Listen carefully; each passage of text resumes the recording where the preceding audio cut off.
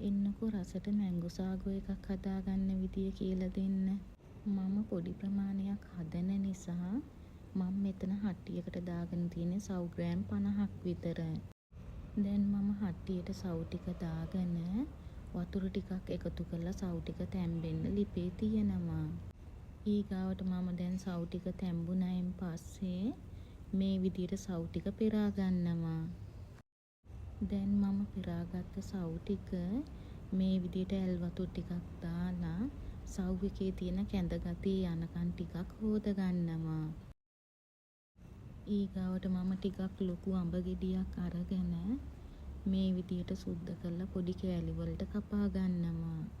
ගොඩාක්ම ලොකුවටත් නැතුව පොඩියටත් නැතුව සාමාන්‍ය ගානට කපා ගන්න. ඊගාවට මම දැන් කපාගත්ත අඹ වලින් මේ විදියට ටිකක් බ්ලෙන්ඩර් කප් එකට දාලා ෆ්‍රෙෂ් මිල්ක් ටිකකුත් එකතු කරලා ජූස් එකක් වගේ හදා ගන්නවා.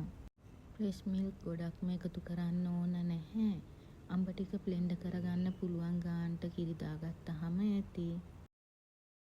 දැන් මම මැංගෝ සාගෝ එක හදාගන්න ටිකක් ලොකු බෝල් එකක් තමයි අරගෙන තියෙන්නේ. දැන් මම බෝල් එකට තම්බගත්ත සව් ටික එකතු කරගන්නවා. ඒකටම මම හදාගත්ත අඹ ජූස් එකක් දාගන්නවා. ඊගාවට මම කපාගත්ත අඹ ටිකත් මේකටම එකතු කරගන්නවා. මම හදාගත්ත කොකනට් ජෙලි ටිකත් මේකටම එකතු කරගන්නවා. මේක දාන්නම ඕන කියලා නැහැ. මේක නැතුව වුණත් හදන්න පුළුවන්. ඒ වුණාට කොකනට් ජෙලි ටිකක් දැම්මනම් හරිම රසයි.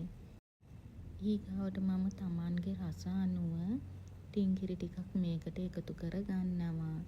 ඒක ඔයාලගේ රස අනුව පැණි රස අඩු වැඩි කරගන්න පුළුවන්.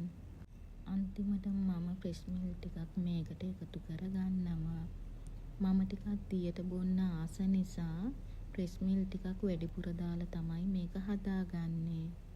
ඊගාවට මේ ඔක්කොම ටික කවලම් වෙනකන් හිමින් හැන්දකින් කවලම් කරගන්නයි තියෙන්නේ. අන්තිමටම රස චුට්ටක් බලන්න. ඔයාලට පැණි රස ගතිය මදි කියලා හිතෙනවා නම් ආයෙමත් ටින්කිරි ටිකක් එකතු කරගන්න පුළුවන්. ඊගාවට හදාගත්ත මැංගෝ සාගෝ එක ෆ්‍රිජ් එකේ කූල් වෙන්න තියලා බොන්න තමා තියෙන්නේ. මැංගෝ සාගෝ එක බොනකොට අඹ කෑලි හැපෙනකොට පොල් වතුරෙන් හදාගත්ත ජෙලි හැපෙනකොට ඒක අමුතුම රසක් තියෙන්නේ.